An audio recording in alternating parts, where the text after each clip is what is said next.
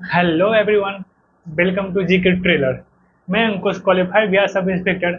दोस्तों, जैसे कि हम आपसे वादा किया था कि मात्र 11 दिन में आपके महत्वपूर्ण सुपर टॉपिक का रिवाइज करवा देंगे। तो उसका आज पॉलिटी का आज का क्वेश्चन है, आज का मतलब टॉपिक है अधिनियम। अधिनियम से संबंधित प्रश्न कैसे बनते हैं, पेपर में जो आने वाले प्रश्न हैं सब मैंने आपको मतलब कि पार्ट 1 में डील कर दिया है। आपको हर एक क्वेश्चन को ध्यान से सुनना है और किस एक्ट में ये बात कही गई है, और जो मैं एक्ट का नाम लूंगा उसे आप अपने जहन में रखेंगे। बस इतना काम करके दीजिए हमें। आप देखिएगा कि पॉलिटी से एक भी प्रश्न ना छूटेंगे। मैं अभी से प्रॉमिस कर रहा हूँ कि जितना मैं वीडियो बना रहा हूँ, 5-6 वीडियो बनेगा पॉलिटी पे, बस उसको आप ढंग से देख के आएंगे तो आपका पॉलिटी में आप बेहतर करके आएंगे। तो चलते हैं, देखते हैं आज का अधिनियम के बारे में। देखेंगे दोस्तों, आज का पहला क्वेश्चन हम लोग का बनेगा कि बंगाल का प्रथम गवर्नर कौन था। इस टाइप के 4 क्वेश्चन बन के आते हैं, सिमिलर क्वेश्चन बन के आते हैं। इसमें बच्चे गलती नहीं करते हैं, बस थोड़ा सा कंफ्यूज हो जाते हैं। उसको मैं यहाँ पे क्लियर कर दूंगा। देखेंगे क्या बंगाल का प्रथम गवर्नर कौन था, फिर देखेंगे बंगाल का प्रथम गवर्नर जनरल कौन बना, फिर देखेंगे भारत का प्रथम गवर्नर जनरल कौन बना, और लास्ट में भारत का प्रथम वायसराय कौन बना है। ये 4 क्वेश्चन का आपके आंसर को जानकारी होना चाहिए पेपर में बैठने से पहले। गवर्नर गवर्नर जनरल आता है बाबू, फिर क्या आता है, यहाँ पे क्या है, भारत ऐड होता है, फिर भारत में गवर्नर जनरल आता है। फिर देखेंगे दोस्तों हम लोग कि यहाँ पे भारत का वायसराय पद आता है। ये देखेंगे किस एक्ट में आता है, कौन कौन सा व्यक्ति है। सबसे पहले देखेंगे कि बंगाल का प्रथम गवर्नर कौन बना। तो ये देखेंगे रॉबर्ट क्लाइव इसका आंसर होगा। क्योंकि कहानी क्या है कि 1757 के युद्ध के बाद क्या होता है, क्योंकि उस युद्ध में सेनापति था तो अंग्रेज जीतता है, और जीतने के बाद क्या होता है, इसको बंगाल का गवर्नर बना देता है। फिर नेक्स्ट आते हैं बंगाल का प्रथम गवर्नर जनरल कौन बना। बंगाल का प्रथम गवर्नर जनरल कौन बना, राइट आंसर क्या हो जाएगा, वारेन हेस्टिंग्स। Warren Hastings. दोस्तों, यहाँ से क्वेश्चन बनता है कि किस एक्ट के द्वारा बंगाल के गवर्नर को बंगाल का गवर्नर जनरल बना देगा। ये क्वेश्चन आपसे पूछा जाता है। ध्यान रखेंगे 1773 का रेगुलेटिंग एक्ट, 1773 का रेगुलेटिंग एक्ट, एक्ट का नाम आपसे पूछा जाएगा। ठीक, ये एक्ट कब आया। अब आते हैं नेक्स्ट क्वेश्चन की ओर कि भारत का प्रथम गवर्नर जनरल कौन बना। अब देखिए सेंस की माफ कीजिए दोस्तों, माइक निकल गया थोड़ा सा। देखेंगे कि यहाँ पे अभी बंगाल चल रहा है, क्या है यहाँ पे बंगाल चल रहा है। अब सीधे हम लोग भारत पे आते हैं। तो भारत का प्रथम गवर्नर जनरल कौन बना, तो राइट आंसर क्या हो जाएगा, विलियम बेंटिंग। क्या हो जाएगा ये, विलियम बेंटिंग। अब ध्यान रखेंगे यहाँ से एक क्वेश्चन और बनता है कि दोस्तों कि किस एक्ट के द्वारा बंगाल के गवर्नर जनरल को भारत का प्रथम गवर्नर जनरल बनाया गया, तो राइट आंसर क्या हो जाएगा, 1833 के एक्ट के द्वारा। बस 2 क्वेश्चन बनता है, व्यक्ति के नाम पूछेगा आपसे और क्या पूछेगा, किस एक्ट के द्वारा होगा। दोनों क्वेश्चन क्लियर हो गए। अब आते हैं दोस्तों कि भारत का प्रथम वायसराय कौन बना, मतलब कि भारत का प्रथम किस एक्ट के द्वारा भारत के गवर्नर जनरल को भारत का वायसराय बनाया गया। इंपोर्टेंट बनता है, ये व्यक्ति कौन हो जाएंगे, तो याद करेंगे ये हो जाएंगे कैनिंग साहब हो जाएंगे, कैनिंग साहब हो जाएंगे। और किस एक्ट के द्वारा इनको भारत का वायसराय बनाया गया, तो राइट आंसर क्या हो जाएगा, 1858 के एक्ट के द्वारा। चीजों का ध्यान रखेंगे, ये पॉइंट आपसे पूछा जाता है। 4 क्वेश्चन 8 जवाब, 4 क्वेश्चन 8 जवाब, 8 क्वेश्चन आपको तैयारी हो गया। अब आते हैं दोस्तों कि सर्वोच्च न्यायालय। अब नेक्स्ट क्वेश्चन क्या है दोस्तों कि सर्वोच्च न्यायालय का स्थापना किस एक्ट के द्वारा होता है। ध्यान रखिएगा कि सर्वोच्च न्यायालय का स्थापना किस एक्ट के द्वारा होता है, तो राइट आंसर क्या हो जाएगा, 1773 में कौन सा एक्ट आता है।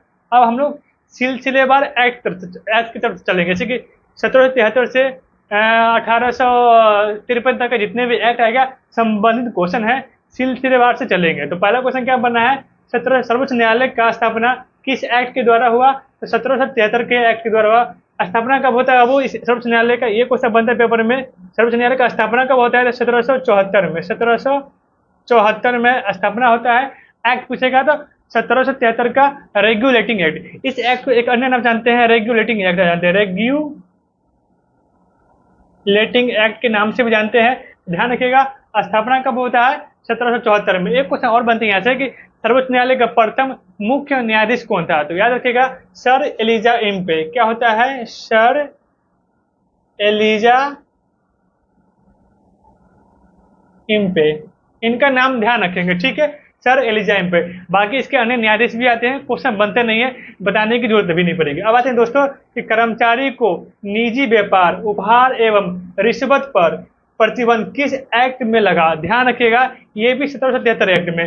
दोनों क्वेश्चन जो है वो यहाँ पे दोनों क्वेश्चन, ये दोनों का आंसर क्या हो जाएगा, 1773 के एक्ट में। इसी एक्ट में क्या किया था, वारेन हेस्टिंग्स ने ही क्या किया था, प्रतिबंध लगा दिया था, क्या, निजी व्यापार पे, उपहार पे एवं रिश्वत पे।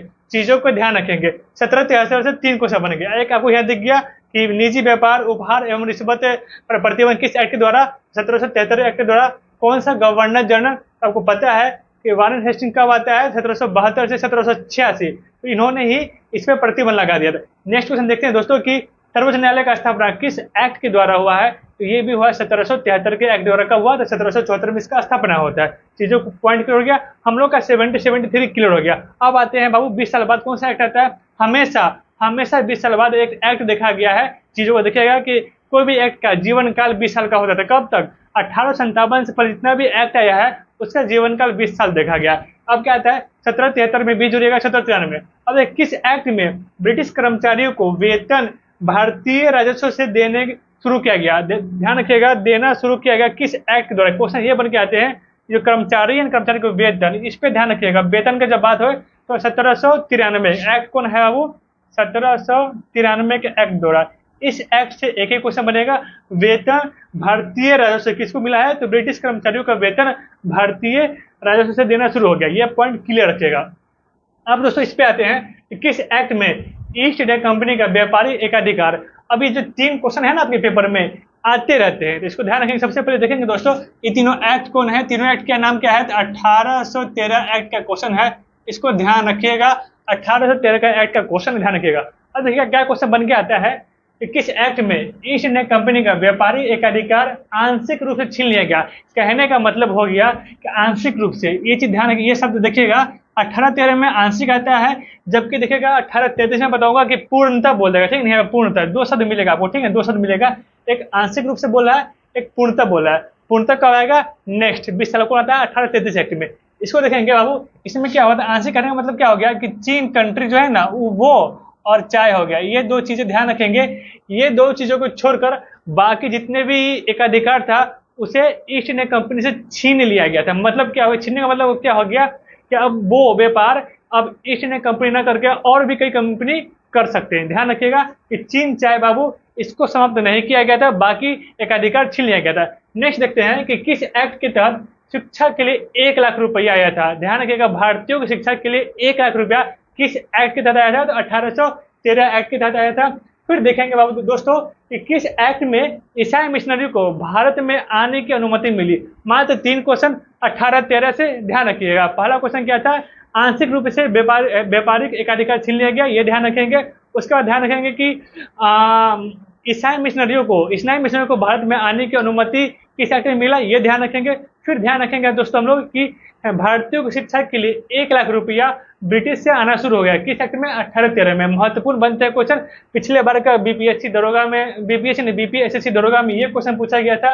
ये क्वेश्चन बीपीएससी प्रीलिम्स में ये क्वेश्चन भी आ रखा है। तो चीजों को ध्यान रखेंगे। सारा एक्ट जो भी ना 10 ये 15 क्वेश्चन ही आपके पेपर में आने वाले हैं। ध्यान रखिए, इसमें से कोई भी एक आ सकता है। अगर आना होगा तो इसी में से कोई एक आएगा, अन्यथा इसके बाहर कुछ नहीं आएगा। अब दोस्तों देखते हैं कि किस एक्ट में ईस्ट इंडिया कंपनी की व्यापारिक एकाधिकार पूर्णतः छीन लिया गया। अब लिटिल कंफ्यूजन होता है कि बच्चा पढ़ता है कि व्यापारिक एकाधिकार छीन लिया गया, व्यापारी एकाधिकार छीन लिया गया, ये याद रहते हैं, बस ये चीज भूल जाते हैं कि आंशिक और पूर्णता। ध्यान रखेगा मेरे भाई, पहले क्या होता है, चीजों पहले आगे बढ़ता है, पहले आंशिक करेंगे फिर पूर्णता करेंगे, पहले 80% पहुंचेंगे तब तो 100% पहुंचेंगे ना। अब इसमें आपको चीन चाय था, लेकिन इसमें क्या हो गया कि चीन कंट्री से व्यापार ईस्ट इंडिया कंपनी जो करता था और चाय का व्यापार जो ईस्ट इंडिया कंपनी, ये भी इसका छीना गया। मतलब क्या हो गया, यहाँ 100% व्यापार पूर्णतः छीना गया।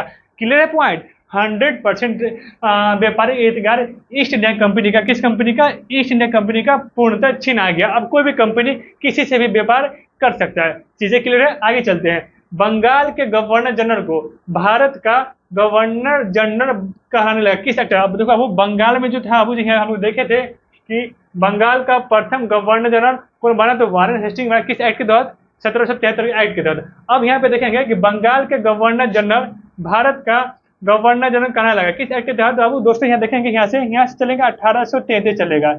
ये 2-3 क्वेश्चन जब महत्वपूर्ण आते हैं वो चलेगा 1833। इसमें क्या हो जाएगा कि 1833 में क्या होता है कि बंगाल का गवर्नर जनरल भारत का संपूर्ण भारत का गवर्नर जनरल करने लगा। वो व्यक्ति कौन था? तो भारत का प्रथम व्यक्ति जो भारत का गवर्नर जनरल कलर कौन का है? तो विलियम बेंटिंक 1833 एक्ट में। सेम क्वेश्चन यही पीछे है, आपको यहाँ पे ध्यान रखना पड़ेगा। अब आते हैं अब मैकाले आयोग का गठन किस एक्ट के द्वारा हुआ था? ध्यान रखिएगा, मैकाले आयोग का गठन किस एक्ट के द्वारा पूछेगा। एक्ट पूछेगा तो 1833 के एक्ट के द्वारा, लेकिन बोलेगा मैकाले आयोग का गठन कब हुआ, कब हुआ? ध्यान रखिएगा 1835 में होता है। जब एक्ट का नाम आवे तो 33 मारिएगा, क्योंकि मैं बोल रखा हूँ शुरू से ही कि वो हर एक्ट का जीवन काल 20 साल का आता है। 73-10, 73-20, 93-20, 13-20, 33। तो 33 का एक्ट होता है और मैकाले आयोग का गठन किस एक्ट के तहत होता है? तो 1835 के तहत होता है। दोस्तों अब देखेंगे अब वो लास्ट आखिरी क्वेश्चन आज का है, मतलब कि इस टॉपिक चार्टर अधिनियम का आखिरी क्वेश्चन है कि प्रतियोगी परीक्षा की शुरुआत किस एक्ट के द्वारा हुई थी? ध्यान रखिएगा 1853 में एक एक्ट आता है जिसमें कहा गया है कि अब डिग्री ला के नौकरी नहीं मिलेगा, उसके लिए आपको क्या होगा? कॉम्पिटिटिव एग्जाम में बैठना पड़ेगा। जो जिस तरीके से आप लोग बिहार शिक्षा में बैठेगा, सेम वैसा ही पहलू इसमें देखा गया। तो इसका राइट आंसर क्या हो जाएगा? वो ये कौन सा अधिनियम है? 1853 का अधिनियम। भारत का गवर्नर जनरल कौन था? तो लॉर्ड डलहौजी। इस तरीके से हम लोगों ने चार्टर अधिनियम से जो भी महत्वपूर्ण क्वेश्चन उसको हम देख लिए। अगला पार्ट में हम लोग बस 2 मिनट बाद अगला पार्ट में लाता हूँ और उसमें मैं सब जितना भी भारत परिषद अधिनियम से क्वेश्चन बन के आते हैं सब मैं क्लियर करता हूँ। ठीक है दोस्तों, कंटिन्यू रहिएगा।